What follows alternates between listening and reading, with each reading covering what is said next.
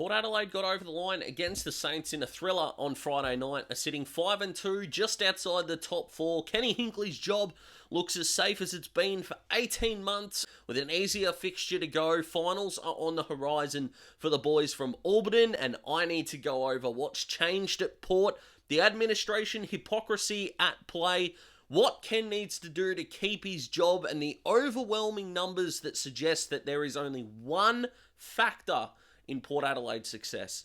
Let's go.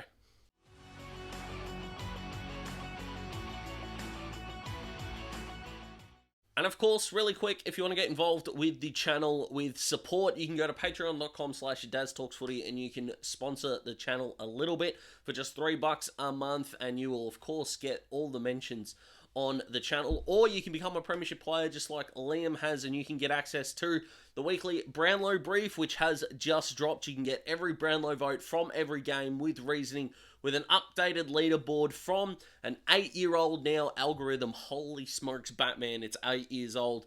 And you can check all that out. That'll be awesome. Bonus videos going up this week as well as exclusive articles you can't get anywhere else. Just $5 a month, and you can go further into your footy nerdism. So patreon.com/DazTalksFooty is the way to go. But let's talk about the power. Amazing win. Yes, St Kilda and Port Adelaide both had best 22 players out. I'm really kind of getting sick of this narrative that everyone needs to be fully fit. Everyone needs to be Adelaide pretty much at this point in order to get their wins almost authenticated, because it's, oh, this guy's out, this guy's out. Port aren't in control of that. No one's in control of that. Injuries are injuries. It is what it is. If you get an opposition that have some blokes out, sure, you should win the game. Oftentimes, players do. Or you get the soldier out, soldier in mentality, and teams get up from nowhere. The AFL season is so unpredictable. Wins are wins. Take them and keep moving on. And there's kind of an article about that coming on Patreon in a tick, but that's the last that I'll mention it. Now, normally in these videos, if you've seen my Essendon, St Kilda, Collingwood videos, you know, the watch changed. Even the Richmond one, which, like, nobody watched, but is aging like Jennifer Aniston and Brad Pitt at the moment, are just awesome. How ironic that those two got put into the same category together. We'll move on from that relatively quickly. But normally it's like, here's what they do well, here's what they don't do well. Here is their differentials in some key areas or some key strengths. I can't do that in this video, because Port, whether it's contested ball, uncontested ball, whether it's inside 50s, marks inside 50s, pressure acts, whatever you're thinking of, think of a statistic, okay?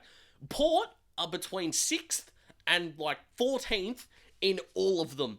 In all of them. They are astoundingly below AFL average for a lot of metrics. Now, you might think, well, then 5-2 is a bit of a fluke. No, because if you added up all of the ladder positions of all of Port Adelaide's opponents so far this year, on average, they are at about 7th. So every week, they're playing a 7th ranked team on average. And that includes playing the 18th ranked West Coast. If you take that out, it's nearly 5. That's extraordinary. To be not doing a lot of things on the field overwhelmingly better than your opponent for the majority of the season and still being able to get these wins is a testament to the way that Port are playing. Except one metric. They are the best team in the competition at one thing. I'll talk about what it is in a tick, but it is also going to be their undoing if the season slips away from them. But I'll talk more about that in a second. The first thing about Port that you've got to note is the actual numbers, if you're looking at individual player profiles, aren't that great. You're not finding a lot of elite standout numbers amongst their better players. Even though guys like Boak, Rosie, Butters played really well on the weekend, there are parts of their game that as midfielders, Boak less so, but as midfielders are either average, below average, or just slightly above average, but not hitting that elite point. Alir isn't hitting a lot of elite numbers. Dan Houston, been pretty good off the halfback flank and the wing, not really hitting elite numbers.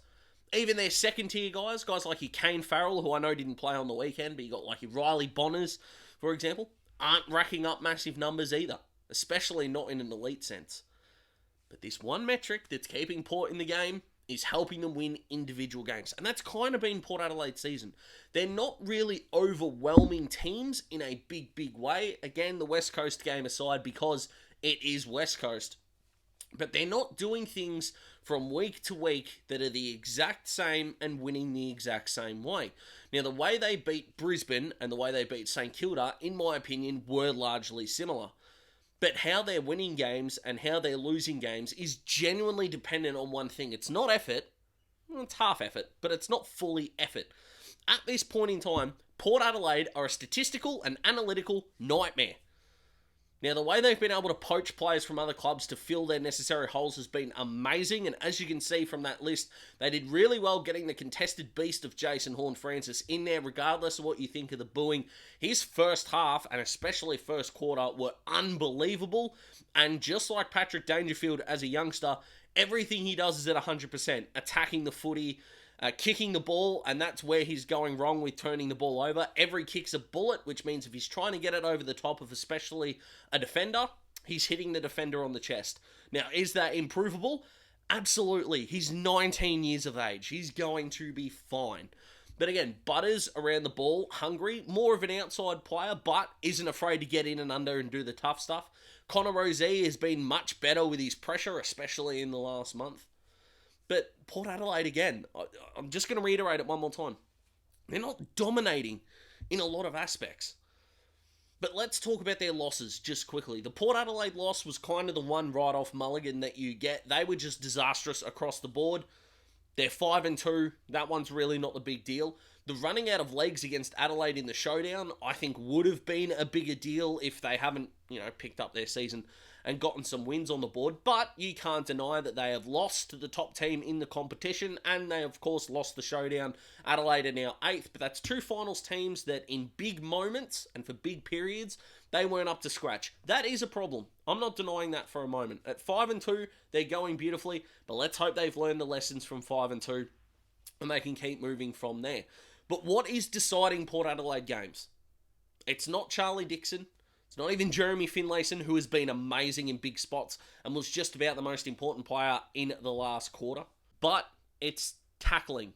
Port Adelaide are the number one tackling team in the competition, and if they are able to rush their opponents into their disposal, they're able to get the job done. It's as simple as that. They barely tackled against Collingwood. Their tackles in the last quarter against Adelaide were nowhere near good enough.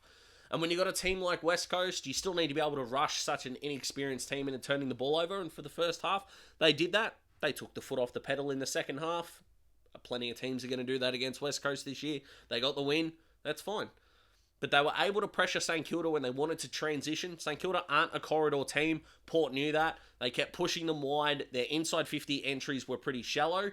And at this point in time, you can't really blame the fact that Max King and co weren't up forward, because it was working up until this game. So I don't think we can sit here and go, if the Saints had A, B, C, D, and E, they would have won. They didn't have A, B, C, and D, and they were on top of the ladder when this game started. We at least need to keep a consistent approach here. But if Port Adelaide are not tackling their opposition, they're losing. The game can be pretty simple, can't it? I know that you're probably thinking, yeah, but they've got a score. But again, tackles in their forward half are leading the turnovers, which are leading the scores. Now, Charlie Dixon's so imperative for their forward structure. No one's suggesting otherwise. But it's as simple as, look at the smother that he did that led to the Sam Powell-Pepper goal. Stuff like that. Pressure acts and tackling. Port are the best team in the competition for it. If that keeps up, they win. If they don't keep it up, they lose. So how does Ken keep his job? More tackling practice? Let them tackle more in games? Well, not let them. Make them tackle more in games. But pressure, tackling, the defensive efforts, that shows you a footy club that is playing for their coach. But the thing that I want to talk about with Ken, just quickly, before we finish this video, is a simple one.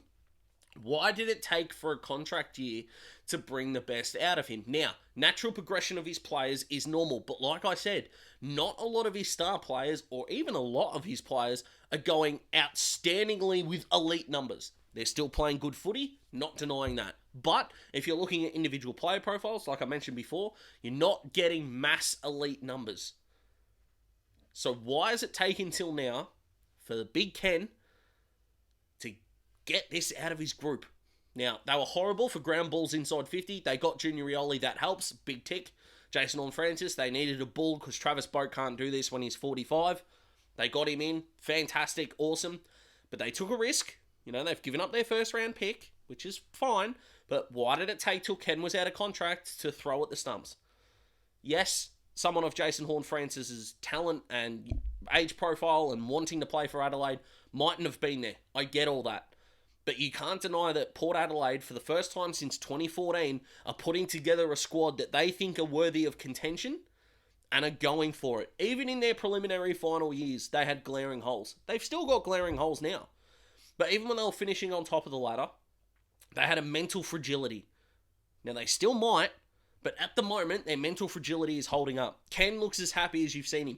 He is chips in. His squad at the moment, if we can use a poker term, he's got pocket queens at the moment. Now, sure, he's run into pocket kings, pocket aces with Collingwood and Adelaide, but at the moment, he's winning out against king queens. He's even got a pocket kings with St Kilda that they managed to escape from. You can do that in poker. Did the right thing. But Port Adelaide at the moment are going okay. How does Ken keep his job? They need to win a final, straight up.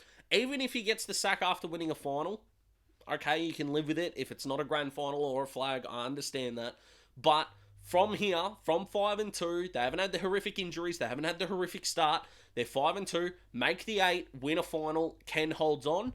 Does he get passive if he gets another contract? That is the big worry.